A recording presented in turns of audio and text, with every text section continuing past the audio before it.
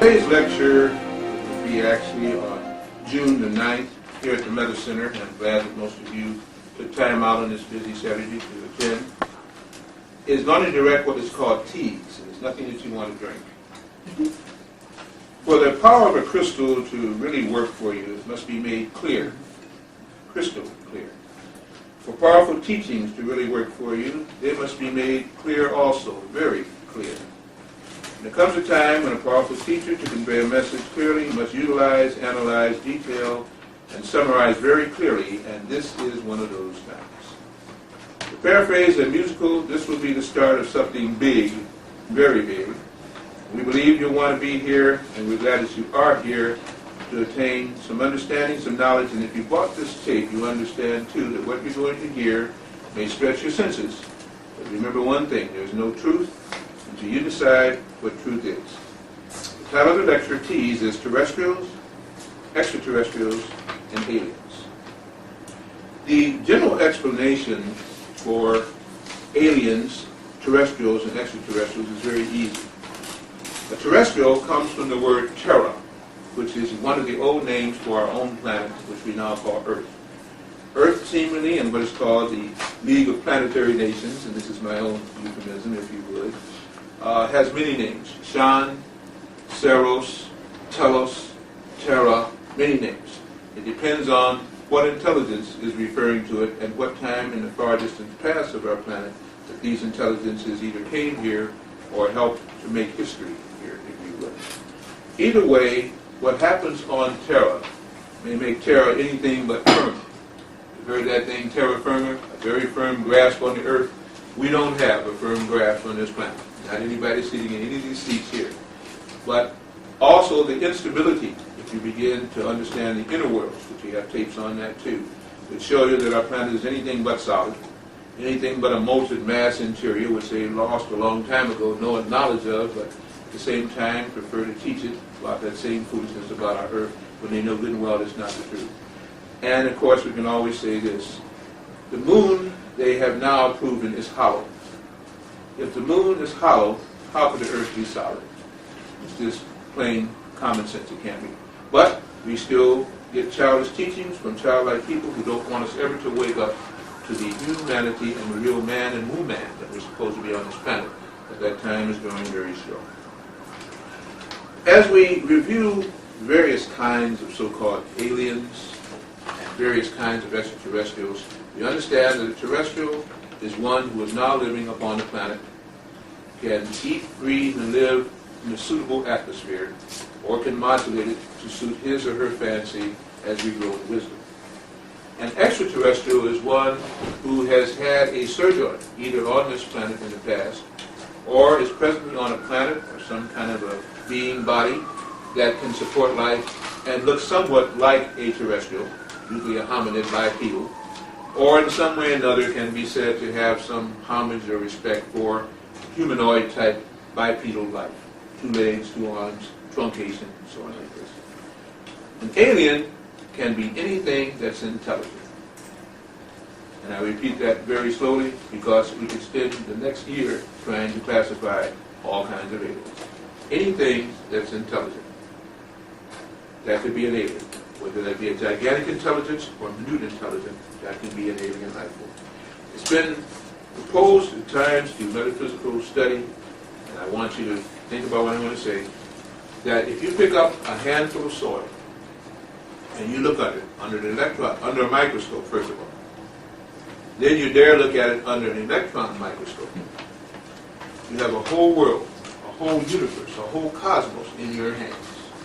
And it's been said that anything that has been created by the Creator will have a chance to come into its intelligent consciousness. That is infinite. That is astounding. That is past understanding on my part. Comprehension, yes. Understanding, no. So I simply repeat that. Therefore, for those who would say that the earth is here and the cosmos spins around it for the edification, gratification, and wonderment of those people incarnate here, they've got to be out of it. Completely out of it. No ifs, no ands, no buts. I don't even ask them about the religion. I just ask about their consciousness.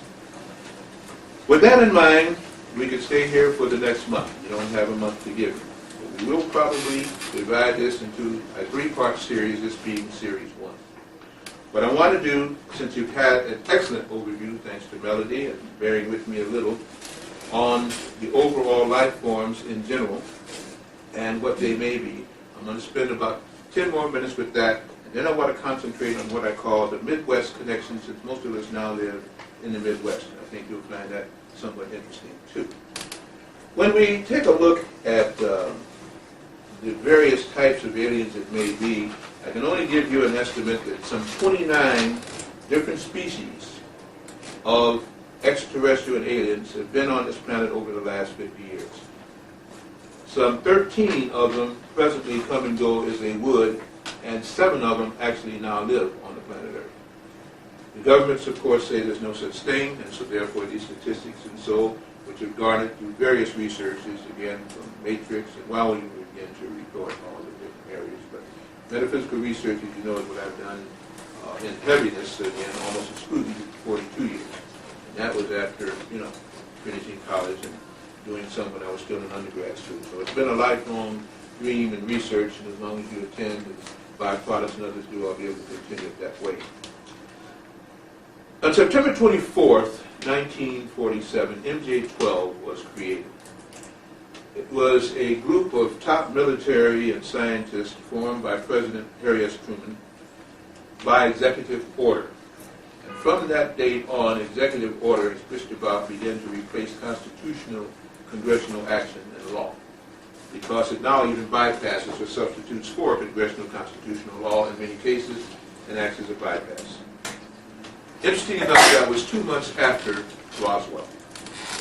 Everybody focuses on Roswell as though that was the only time that maybe a alien life form, extraterrestrial life form, a UFO intelligence came down to Earth. That's like saying that maybe there's one grain on a beach that's 50 miles long. It's just that ridiculous to me. At the same time, some people still think Roswell was special. It was, but there's so many Roswell. And I have also a tape, 1952, when 16 UFOs were photographed over the White House of the United States. Chased, sought after, disappearing, coming back on the screen, so that by the 8th sortie, they didn't even scramble fighters over the Potomac. They just simply flew over the United States Capitol. I showed that picture. Oh, did you today? Oh, okay, we're on the same wavelength. I do that anyway. All right. MJ-12 still exists, so who appoints its successors? And it's a logical question to be raised. And what is it doing? If it was investigating Roswell, now that we're 60 years hence. In general, classifications of extraterrestrials and aliens and those who maybe were not indigenous to Earth can be broken up into various forms, and I'm going to simply run through it by saying aliens categorized by general motivations. Call one the preventors, trying to help us from hurting ourselves or the Earth, and helping to alleviate and reduce some of the problems that we've created for ourselves, environmentally, geologically, socially, so on and so forth. I simply classify them as the preventors. Number two, the rescuers.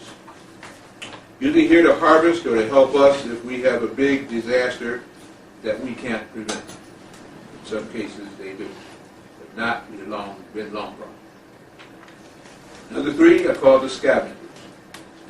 They're here to pick up the salvage after we blow ourselves up. I might even call them inheritors. Next classification, the observers. They're here to spectate or to learn or just look on. They don't care what happens. It's almost like a bullfight or somebody monitoring a riot. You just look and say, isn't that interesting? And you go on about your vacation duties. The experimenters. Here to study some specific items. In other words, the Earth itself, reproductive biologies and all subspecies. We're considered a subspecies, and so on down the line. The invaders. Here to do bad things to us. If they can, they've enslaved us a long time ago. Many people they have, many missing persons now. You don't have to look on the government or police blotters. They have them. Carloads of them, shiploads of them, and also in government underground experimental laboratories. They know what's happening to them. You know. Manipulate, invade, whatever you would. We've had so many TV shows showing these kind of analogous actions that all you have to do is go back. And some of the ones that are short-lived but seem to be good probably are hitting too close to home, so they take them off. Then you have what I call the teacher friends.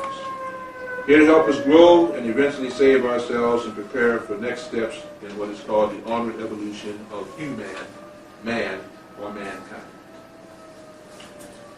I'm not going to go into a lot of this portion because in either next time or the time after that, let's say I take 3 parts, we'll get into what are called the synthetics, the clones, the hybrids, the MIBs, men in black, might as well call it WMIBs, women and men in black, whatever you would. Many times the clones are simply referred to as Dow bones because they're saying that you can create something genetically now, simply set the soul into it or an intelligence into it, and walks the earth and we think to be. If you notice more and more people, as they have, will be saying that they saw you or they see somebody like you someplace else. I saw you, boy, what are you doing here? Where were you another time? And people say, oh, it's a double-jerk. It's astral projection. No. Many of half clones. You will find, as we talked about before also, and I'll get more into this, certain birthmarks, which are like skin patches or skin suits, which are on people of all races, and yet the birthmark is the same. Born on different continents, but the birthmark is so similar, it's almost like it's been a stamp of approval. Interesting things go on here. And the more I think we begin to understand, just as we hear the sirens again, the Homewood Police Force is really something else. We begin to see that certain things must be happening. Melanie said you had a name, too, on Lake Victoria. So what I want to do is simply this. Kilimanjaro. Well, in fact, what did we got on there? While she's looking it up, you let me know when you're ready. Okay. Kilimanjaro, of course, located on the great continent of Africa, if you would, has a lake there, Lake Victoria. On one side of it are the largest people of Earth, as far as height go, the Watusis. And you might even have to add to that Ugandan, Tasmanian, and Nubians. We'll call Watusis for right now. And some of the smallest people on Earth, on the other side of that, the pygmies. They range here from somebody 2.5 feet tall. Almost now would be called a dwarf. The pygmies are well sculptured, well wadded, well proportioned, all the way up to 9.5 to 10 feet tall, and they have supposedly found 11.5 foot tall Watusi still alive.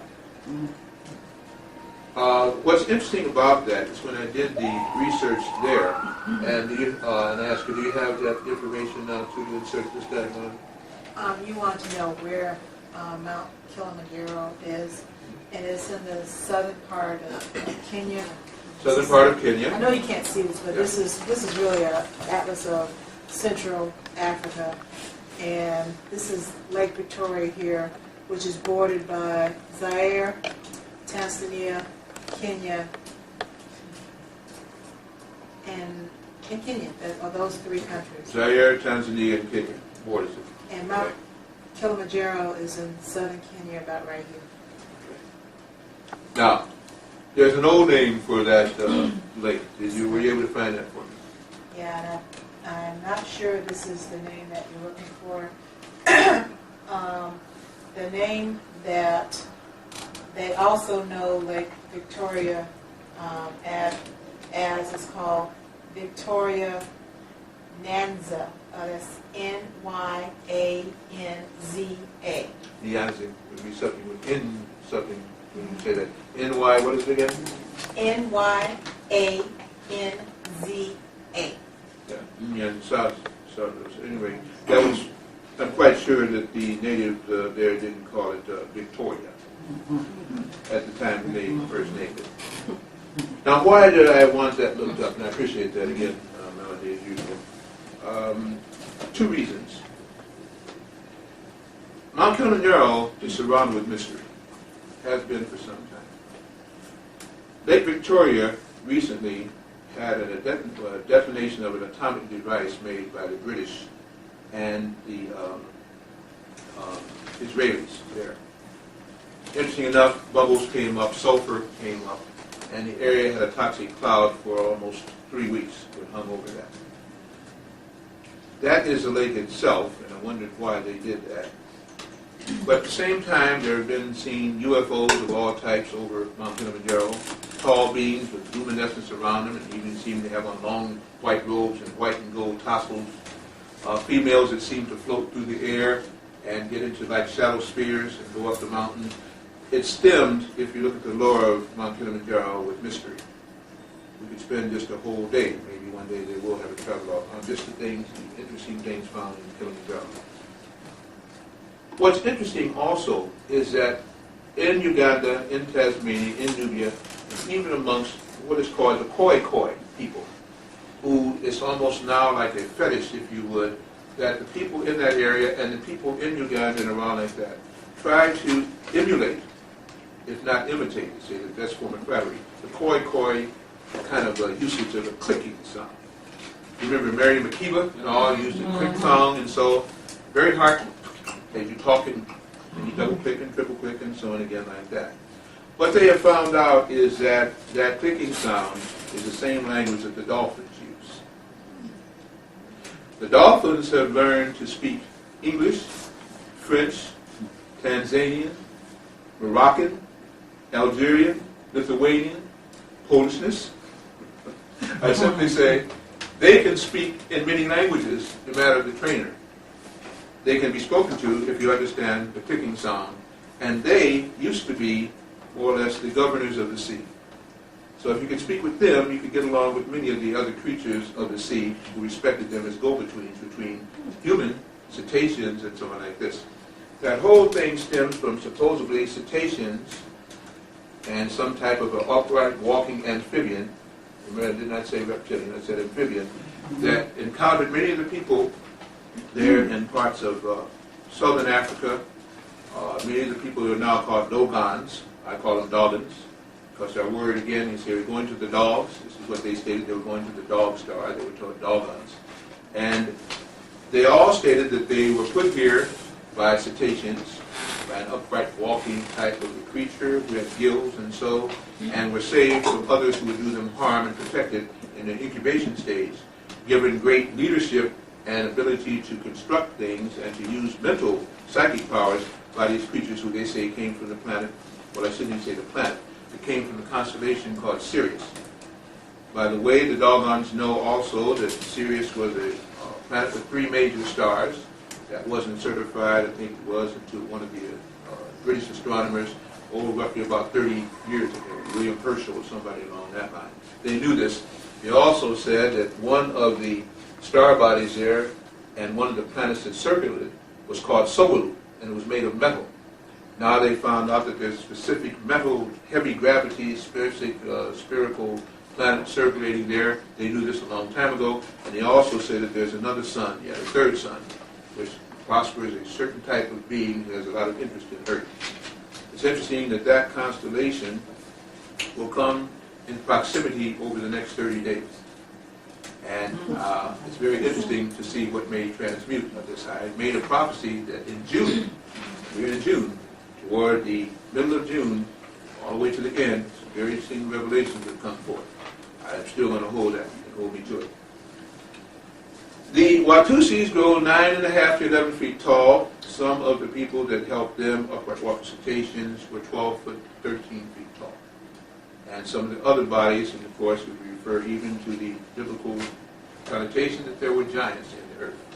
When the sons of God went unto the daughters of men, and unto them were born wise men, and there were giants in the earth. Well, I don't know. So those of you who say the Bible doesn't say it can't be true, well, the Bible does have reference to it. As we take a look at all these things, we find even that the skin on our own hands, if you look at your feet and your hands, and especially if you're under a lot of sunlight, have a lot of little scales in some people again. Very cute and then very smooth on the surface, much like an alligator or a crocodile. Same thing with your feet.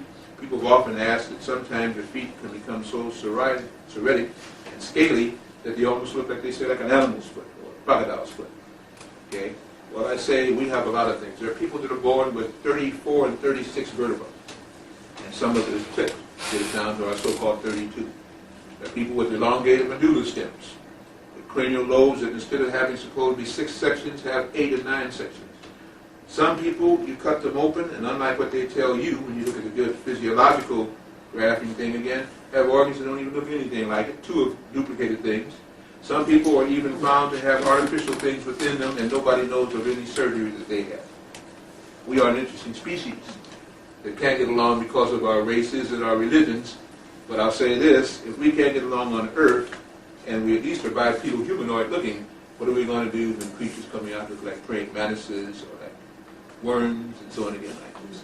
If you notice that all of the movies that you're seeing now are showing you all different kind of colorations, all different kind of configurations. They have only one thing in common. They're intelligent. I think the universe may have a grand awakening for some very narrow minds. Probably they'll wind up in the hospitals anyway. They were called insane asylums. When we surmise and draw to an end or overlook of T's, and I can only say that our next session, I hope you do not miss because I'll be going to go into even more of that. I wanted to share with you 2 areas which seemingly team with these aliens. One, of course, is the Area 51, notorious by its absence of any kind of supposed to be specific proof.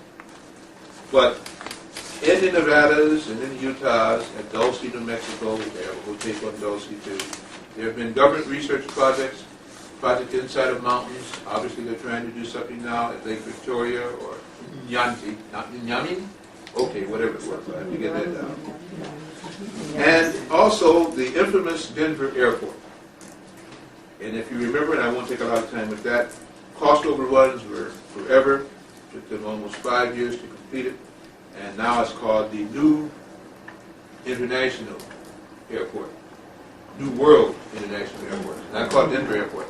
They want to know why they built it 50 miles away from Denver in the first place, out there in the middle of nowhere. These were some of the murals that were there, which supposedly some say are still there. I haven't gone there. If you go into Denver Airport, usually you might look. It shows, of course, reptilians and crocodiles, and it shows a British flag there. I don't know why the British flag should be at the Denver Airport. Hold it up. We can't Again, see. well, going again like this. Shows you also a turtle hovering over the dead body of a black woman who had been with child, and some interesting things there. These are murals there at the Denver Murals Airport. for an airport? That's right. Yes. Murals for an airport. Okay. If you want to take your back on this, pass them back again. All right. We can go over this at the end because we have a lot to cover. We'll have a lot of questions and comments, I'm sure. Here's another one again, showing some kind of an octopus-type creature and a cougar or leopard again, looking over different classifications of people. Light, white, brown, Latino, dark, there, with a cat. Best, so looking over them, scrutinizing them, if you would. All these were at the airport. Here's again the same close-up again, and it shows again a white woman with a black baby, and it shows again a black woman trying to reach for the baby, but being interposed with by a white man, and that's a mural there.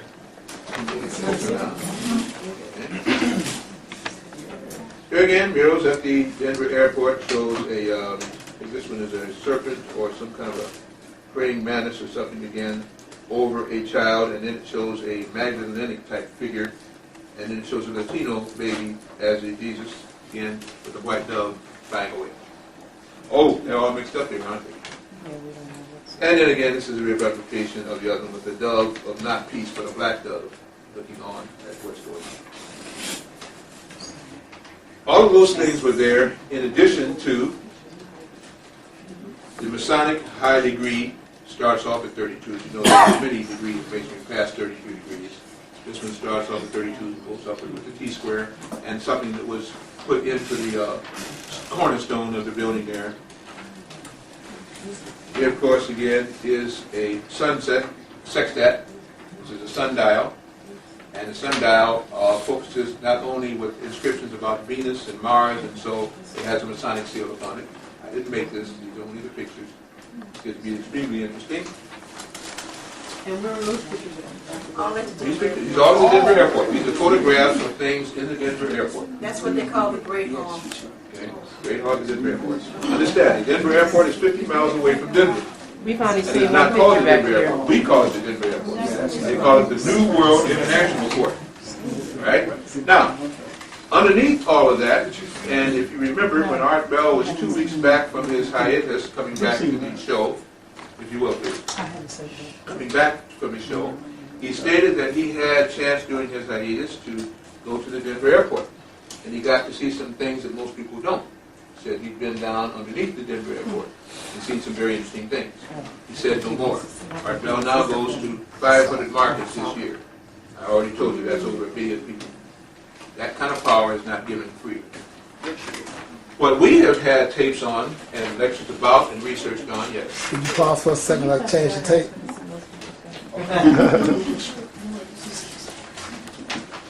We're stopping right. Melody, he says he's ready, so put it back on, all right? Okay, I'll turn you on now. All right. So again, as we take a look at some of these things at the New World International Airport and understand the cost overruns, the rumor has, and that's the best way I'll put it, that there are miles of tunnels underneath there, that they go out to all parts away from Denver. Of course, this is one of the highest points in the United States. That there have been tunnels that lead to this plain cement walls. Nobody knows why they built them there and didn't went inside. And that there are not only places to store people down there, but also headquarters, offices, and strange tunnels leading to seemingly nowhere. You can see that behind that wall, there are tracks of something being on. It's a very interesting place. And I state that another one of the many places that probably houses or is connected directly with either terrestrial, extraterrestrial, or alien type beings. Here are some sketches that came from supposedly a reptilian type of being, a male, again, and a reptilian type of being, a female. And where are these sketches from? Sketches, again, I cannot state. I will tell you afterwards on the Q&A. Right? The sketches supposedly showing a male reptilian and a female reptilian. One of at least 13 different kind of species that are possibly with us at this particular time. Here's one that was downloaded showing a floater. This floater is a device that hovers in the air, anti-gravity, with a packet of whatever electronic or whatever works within it that has been seen, again in this particular place, is spotted in the air, and was hovering over one of the aliens themselves, a more reptilian, serpentine type creature. This was a floater, his packet of protection, and himself.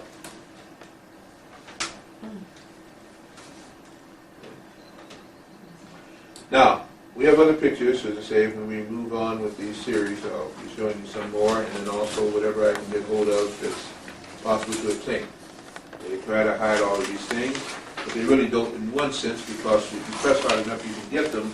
It just means that they're not trying to awaken you. If you awaken yourself, well, I guess that's the way it's supposed to be. To summate part one, we feel that there are terrestrials, extraterrestrials, and aliens on this planet, have been for some time. That the planet Earth, that they say is about 5.5 billion years, maybe triple that. That there's been at least alien or some type of life form on it for at least 1 billion of those years. That we've probably lost more civilizations here than we'll ever recall, and we're about to lose them. In this case, I think, though, it will be a transmutation of this one into something bigger, and the Earth will probably split, be centered off with those life forms that want to stay with the older, and those who want to go with the newer. You heard the statement. That's all I can say about it. It includes part one of our first journey into what is called T's: terrestrials, extraterrestrials, and aliens. From there, I want to move to a very interesting place. It's called the state of Illinois. And another very interesting place is called the state of St. Louis. There has been an arch that was built in St. Louis called the St. Louis Arch. I guess that's easy enough. But the whole story behind it I found extremely interesting, and I will tie that in with another place that you probably know about. Parts of southern Illinois, down near Cahokia, down near, I can't think of the two cities there again, but it'll come back to me. A little history of the Gateway Arch is simply this, that it's been referred to as majestic, magnificent, incredible, compelling, you name it again. It came about because when St. Louis was first created, it was a transportation hub using the Mississippi River to bring about things that had to be brought up to the municipality, then it could cross over to Illinois and all like this. But as that began to die out and trains began to be more proliferous, I guess, than ships, and airplanes began to carry cargo, that area began to die out. And so an attempt was made to rejuvenate that dying district. And a number of proposals were made over the years as to how to do it. What they really did was in 1933, the idea of revising the riverfront section there gained attention by a person by the name of Luther Eli Smith, a St. Louis lawyer. When he really began to work with it, the arch developed and a major riverfront redevelopment came into being, which is now referred to as JIMNA, simply Jefferson National Expansion Memorial Association. They're the ones that got behind it. They petitioned Congress and they got money from Congress again to establish it. What happened was that the city supplied, again, 1/3, and an estimated 2/3 of it, 30 million, came from Congress through a petition. It was granted, first of all, by Franklin Delano Roosevelt, so you can understand at that time there was a lot of money to put into it, and then it was recommissioned again with other presidents going through the years. What I want to do is to look mainly at the arch itself. I have to read this verbatim because it was too much for me to memorize. So I'll simply give you some literature about how the arch looks. The arch is so tall that one of the major problems was how to raise the steel sections into place. The first 6 sections of each leg reached a height of 72 feet. They were handled conventionally with cranes. Beyond that, it was necessary to use a unique creeper derricks, especially designed for this particular project, the St. Louis Arch. Each 80-ton assembly was essentially a tiltable platform mounted on tracks fastened to the arch itself. On top of each of this was a 130-foot crane. The rigs climbed to predetermined stations and the cranes then lifted the sections. They were also used to lift reinforcing steel and post-tensing bare and placed in the concrete. Completed sections were lifted by the creeper cranes and put into position 4 inches above the previously placed section and set on 3 35-ton jacks. The jacks positioned the section accurately, leaving a gap between the sections just wide enough for the wells. As work progressed to the exterior of the arch, workers were very busy inside with conveyors, systems, and so on like this. The conveyance system designed for carrying passengers to the top of the arch was another innovative solution to a unique challenge.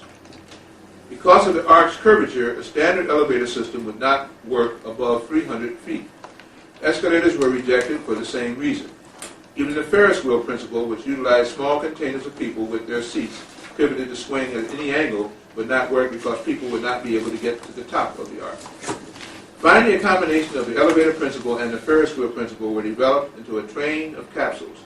Each capsule holds 5 passengers in the seated position. For power, a traction-type elevator machine is used. The capsule consists of a 5-foot diameter barrel, which can rotate the passenger load as below the center line, and so on again like that. Work steadily progressed. The project demanded increasingly sophisticated engineering because the 2 legs were being built simultaneously. Great care had to be given to assure accurate measurements. A deviation of any magnitude between the bases could have resulted in the legs failing to meet perfectly when they reached the top. To avoid variations caused by the sun's heat on the steel panels, all measurements were done at night. All measurements were done at night. As the 2 freestanding arch legs reached a certain height, large construction loads and the weight of the derricks on top could tend to bend and possibly topple the legs inward. To prevent this, an 80-ton stabilizing strut was installed between the 2 legs at the 530-foot mark to support them until they could be joined. After the stabilizing truss was erected, 21 sections were added to each leg, and on October 28, 1965, workers using hydraulic jacks opened the 2-foot gap to 8 feet to allow the last section to be inserted. When the jack pressure was released, the natural thrust of the legs clamped the section into place. Once it was welded, the jacks and stabilizer structure was removed, and the creeper derricks were lowered. As they went down, the track was removed, the bolt holes repaired, and the stainless steel surfaces were polished. Today, the St. Louis riverfront and the Jefferson National Expansion Memorial continue to serve as a gateway.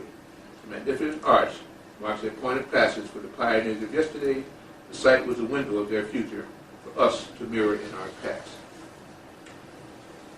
To conclude that part, the builder of this particular arch, the architect of it, again, was a man who nobody knew about before, and out of 172 architectural submissions, his was chosen. Nobody could understand it, but it seemed to be great. His arrogant personality, his dominating spirit seemed to influence senators and statesmen, and where he went, they began to get money to build. What's very interesting is that this particular person supposedly died mysteriously in 1961, a year before the arch construction was to begin. I say mysteriously because some say he went on a trip and died while on vacation. Others say he had a sudden heart attack. Others say that he had seen him before, but he refused to have anything more, so they simply said he died. Had a very interesting name, too. The particular name was Eero Saarinen. Eero Saarinen. Said he came from E-E-R-O S-A-A-R-I-N-E-N. Said he came from someplace near Lithuania, someplace like that. Very dominant, very strange looking man, olive skin, slant eyes, something like this, very tall. Eero Saarinen. Where'd you say he came from? He said he came someplace near Lithuania, someplace again like that. And when pinned down another time, he told somebody else he came from someplace else. So, what else? What can I tell you? Can you bring me that one again? Bring it with it. Yeah, keep it to where I have a picture which I didn't bring. Thank you very much, which is showing a look at the arch from St. Louis. And I didn't find that one, so I wasn't going to hold up any knowledge around somewhere. It also shows that at one of the Masonic centers, that if you look at it, the arch frames the Masonic, this particular figure of the Mason, and he's also holding a water jug and something else again. I guess are astrological symbols, I'm not really sure. But what I really want to say is that the St. Louis Arch, again, is across from the Mississippi. It's across again from part of the Missouri River. It can be seen at the tip of Illinois as you look over the lake toward it, over the river toward it, if you would. And it is actually something to behold. My statement is to you, it is more than an arch. It is a portal waiting for activation if it has not already been activated. And if you watch the movie Stargate, which is not the movie but the series, it's really getting good now. They're branching out, they're not limiting to just desert settings like Iraq or Iran. They're going to other planets, they're going into space, they're going to other dimensions. It was very soon they did lose a melanated man there, so that there were other melanated beings in the universe. I didn't think there was such a thing possible. And also, as I said, brings in a variety of racial types, and they find out that Earth is probably not alone. It's on different dimensions and so on again like this. This to me is what the arch is capable of doing, and one which shows again its portal affinity. The idea that the arch is nothing but a portal that can be utilized, and if not already being activated at night, is someplace that seems to intrigue a lot of UFOs, aliens, and extraterrestrials in that whole area. I'll simply leave it up here. Oh, I'm sorry. Have you ever seen it?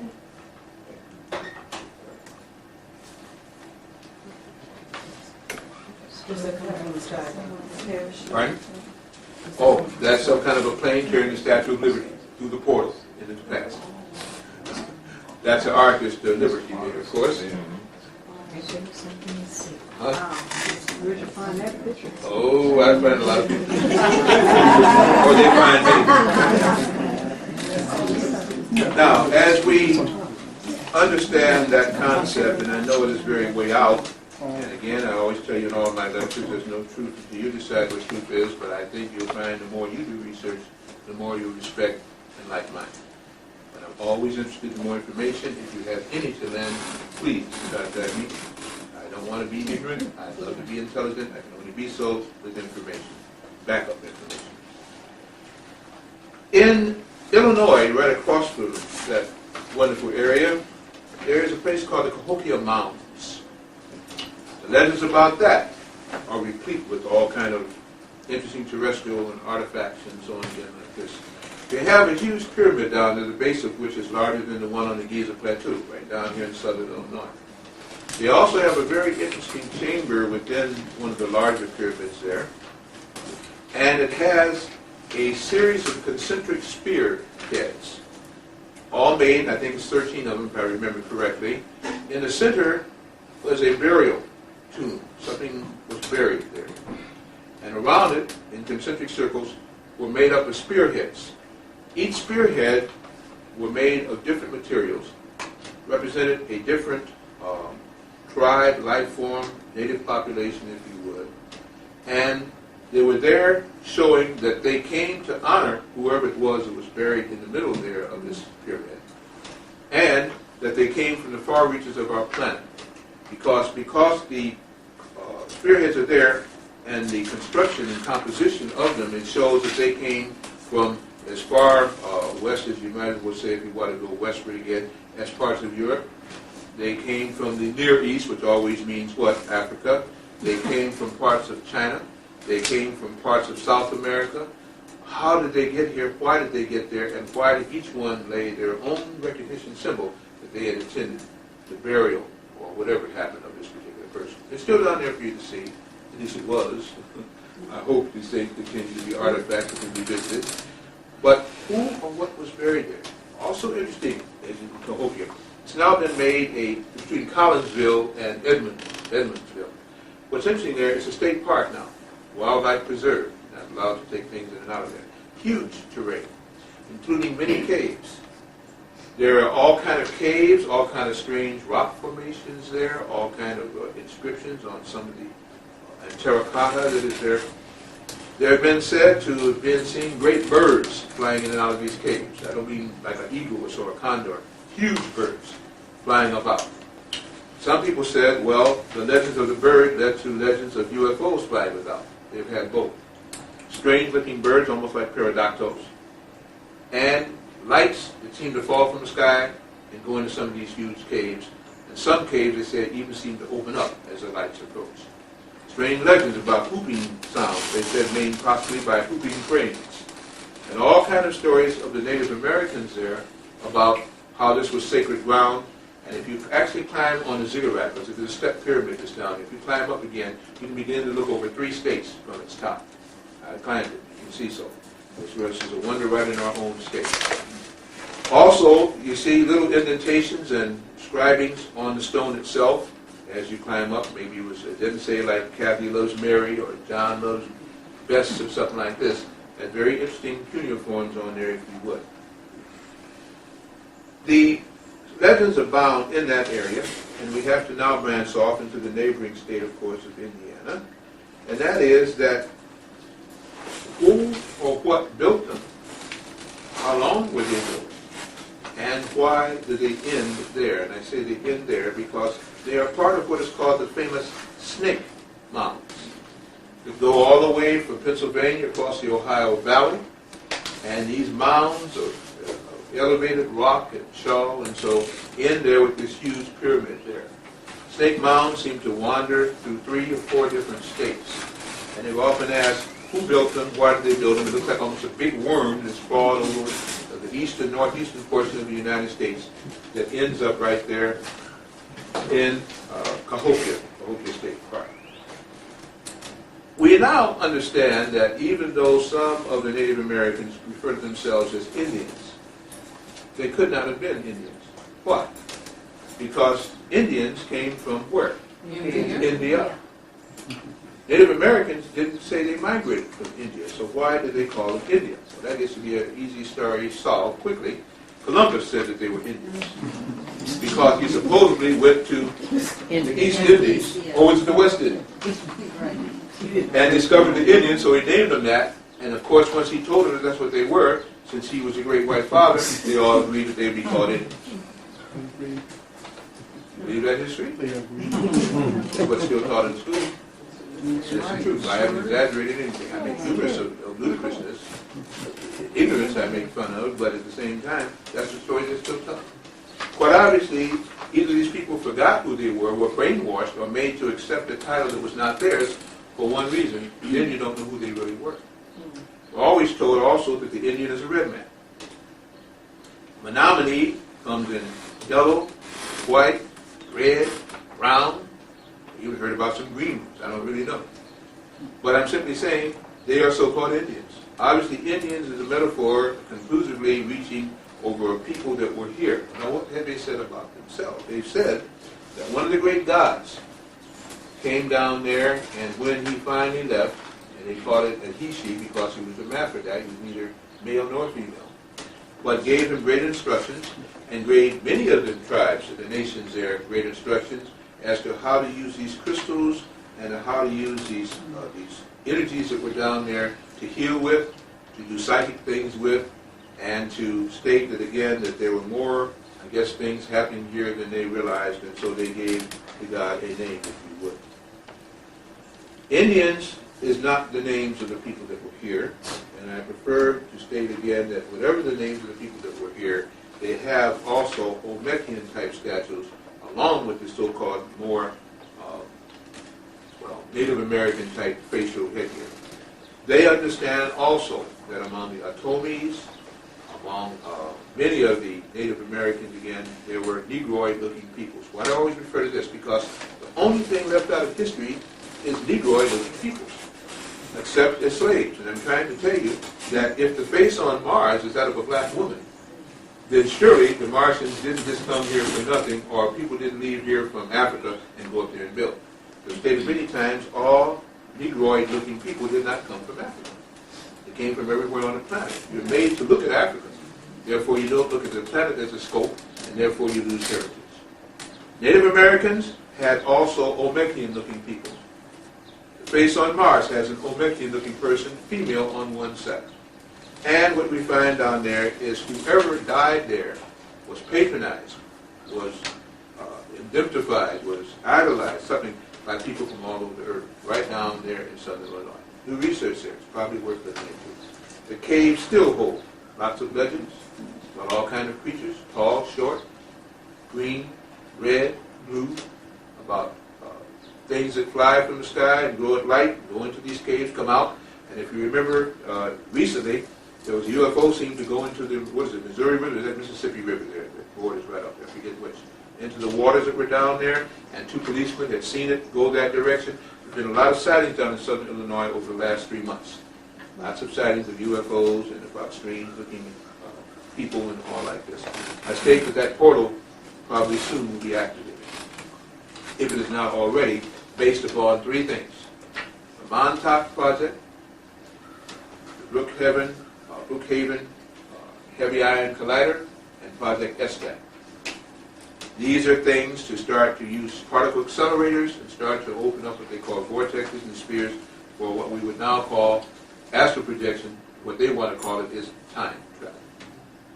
Remember again how I use that. Their time travel is our astral projection of the metaphysical. Go from one point to another, reassemble. But of course we try to say reassemble only in the flesh. I think it goes a little bit differently than just reassembling in the flesh. Illegals, it says, like Alien Gonzalez, must be returned to the country of origin. Illegals are all over the place. Aliens supposedly have a country of origin and a place of origin.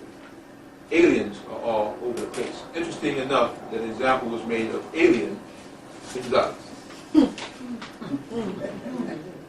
who was found in the ocean when most of the other people around were either dead or gone, should have been dehydrated, should have gone to organic, found very much alive, and then a big example was made about how did he get there. Now, what have they just found off the coast of Cuba? Cuba, forgive me. Supposedly the New Atlantis. A subterranean city down there now with all kinds of steps and edifices. Cuba won't let the American government touch it, since the American government already embargoed them.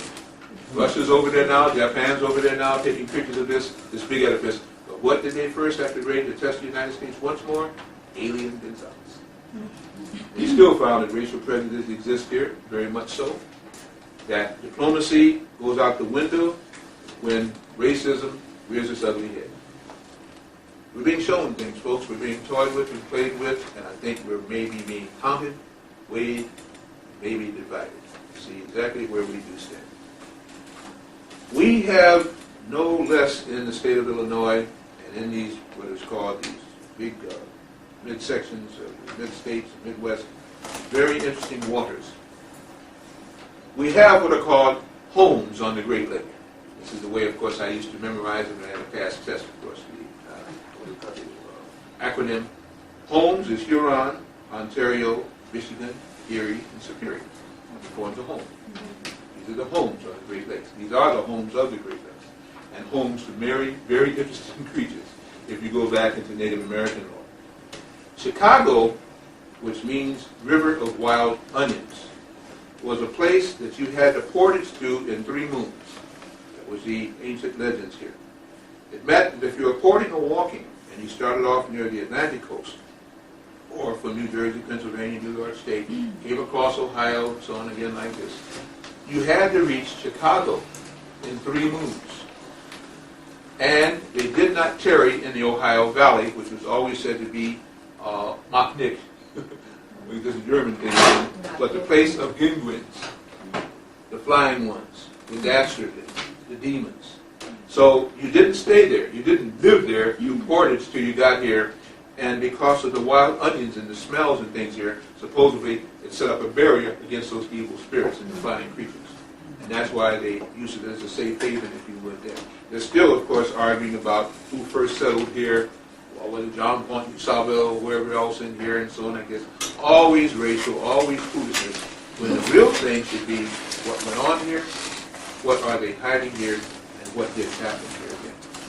Every lake, and we could spend years on this one too, has mysteries surrounding. Lake Michigan has a very interesting use of the name Oneida, O-N-E-I-D-A. Ships do not be called Oneida anymore in Lake Michigan unless somebody's very brazen and wants to do it. Every ship has been called Oneida, as within proximity of wherever it was, what they call docked, and they don't want to put in water, sunk. Huge freighters that have been called Oneida, 3 of them went down in Lake Michigan. Schooners, little launches that go down. It's Oneida. It's like a curse name in that. It's one of the mariners' favorite things about Lake Michigan. You don't call your ship Oneida unless you're really brave and asking for it. Plus the fact they've been said that Michigan seems to be, at some places, bottomless.